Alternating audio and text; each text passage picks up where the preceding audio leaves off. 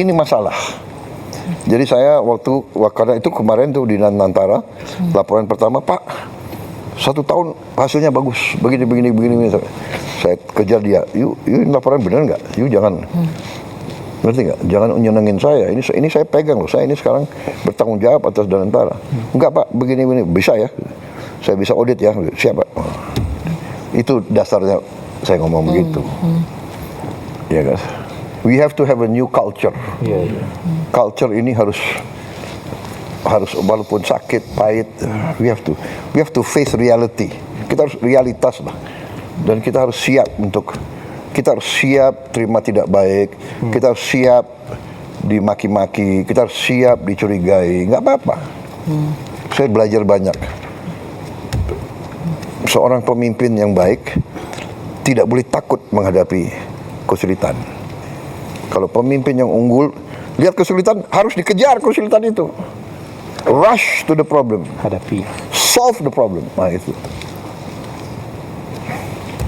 Berarti kritikan dari pers atau dari pengamat nggak masalah ya Pak? Karena tempo hari Bapak sempat ini nih Pak, katanya pengamat ada beberapa yang mau, apa ya itu istilahnya?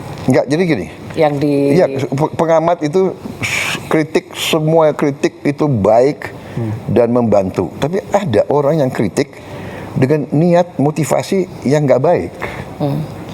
Ngerti nggak? Dia kritik justru untuk menimbulkan kebencian atau kecurigaan atau kecemasan. Nah, ini menurut saya it's not good. It's not good. Assalamualaikum warahmatullahi wabarakatuh. Perkenalkan, nama saya Yupita dengan NIM 250141619305 dari program studi S1 Pendidikan Non-Formal Universitas Negeri Malang. Pada kesempatan kali ini saya akan mempresentasikan tugas dari mata kuliah Psikologi Pendidikan, Psikologi Sosial, yaitu refleksi pemaknaan informasi dalam perspektif psikologi sosial dan juga fasilitator pendidikan non-formal. Fokus pembahasan saya adalah pada salah satu bagian wawancara Presiden Prabowo menjawab, yaitu pada video ke-1 menit ke-36, di mana disampaikan bahwa seorang pemimpin itu harus siap untuk tidak selalu diterima dengan baik, bahkan harus siap untuk dimaki, dicurigai, serta menghadapi berbagai kesulitan. Nah, pernyataan itu menarik sekali karena mencerminkan realitas sosial yang sering terjadi dalam kehidupan bermasyarakat. Tidak selalu tindakan itu memiliki niat baik, tetapi juga akan langsung diterima secara positif oleh masyarakat. Bahkan seringkali yang muncul justru kritik, penolakan, atau juga kecurigaan. Jika kita kaitkan dengan psikologi sosial nih, hal ini berhubungan erat dengan konsep, sikap, dan juga attitude. Sikap merupakan kecenderungan seseorang dalam untuk merespon sesuatu objek atau peristiwa secara positif maupun negatif. Sikap ini tidak terbentuk secara instan, melainkan melalui pengalaman, interaksi sosial, serta informasi yang diterima sebelumnya. Sebagai contoh, jika masyarakat pernah memiliki pengalaman buruk terhadap pemimpin sebelumnya, maka pengalaman tersebut akan mempengaruhi sikap mereka terhadap pemimpin yang baru. Meskipun pemimpin baru memiliki niat baik, masyarakat bisa saja tetap bersikap negatif karena adanya pengalaman di masa lalu. Selain sikap, konsep persepsi sosial juga sangat berperan. Persepsi sosial adalah proses di mana individu ini memahami dan juga menafsirkan informasi tentang orang lain atau suatu peristiwa. Dalam banyak kasus, perspektif ini tidak selalu objektif karena dipengaruhi oleh emosi dan juga keyakinan yang sudah ada sebelumnya. Misalnya, ketika seseorang sudah memiliki prasangka tertentu terhadap seseorang pemimpin, maka setiap tindakan yang dilakukan oleh pemimpin tersebut akan ditafsirkan sesuai dengan prasangka tersebut. Hal ini menyebabkan informasi yang sebenarnya netral atau bahkan positif bisa dipersepsikan secara negatif. Nah, fenomena ini dikaitkan dengan negativity bias, yaitu kecenderungan manusia untuk lebih fokus pada hal-hal negatif dibandingkan hal positif.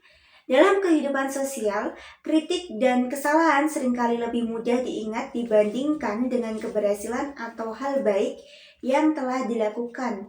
Selain itu, terdapat juga pengaruh sosial, yaitu kelompok lingkungan atau kelompok memengaruhi secara individu dalam berpikir dan juga bersikap. Individu seringkali menyesuaikan pendapatnya dengan kelompok agar dapat diterima dan juga dalam psikologi sosial, hal ini disebut dengan conformity. Artinya, jika lingkungan sekitar cenderung bersikap negatif terhadap suatu pemimpin, maka individu yang berada dalam lingkungan tersebut juga cenderung mengikuti sikap tersebut, meskipun sebenarnya belum tentu juga sesuai dengan pandangan pribadinya. Nah, lebih lanjut lagi, pernyataan tersebut juga dapat dikaitkan dengan konsep resiliensi psikologis, yaitu kemampuan individu untuk tetap kuat bertahan dalam menghadapi tekanan atau tantangan.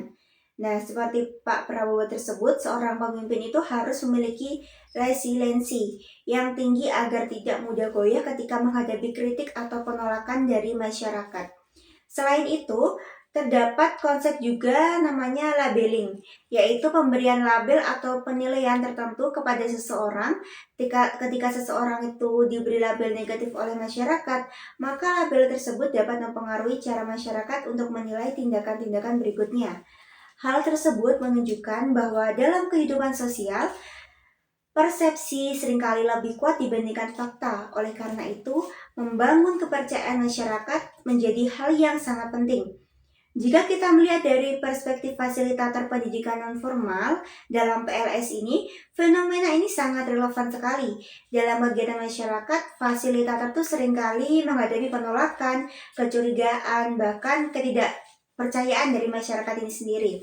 Sebagai contoh, ketika fasilitator membawa program baru ke masyarakat, tidak semua masyarakat itu akan langsung menerima. Ada juga yang meragukan, ada yang menolak, atau bahkan ada yang bersikap negatif. Hal ini tuh bukan seperti berarti program tersebut buruk, bukan. Tetapi karena masyarakat itu masih dalam proses memahami dan juga menilai suatu informasi tersebut. Nah, jika dikaitkan langsung dengan fenomena video pada menit ke-36 tadi, peran fasilitator dalam pendidikan nonformal itu sangat penting sebagai jembatan tentunya antara informasi dan juga persepsi masyarakat. Sama seperti pemimpin yang harus menghadapi kritik, fasilitator juga harus siap menghadapi berbagai respon negatif yang muncul. Akibatnya perbedaan persepsi, pengalaman, dan juga bias sosial.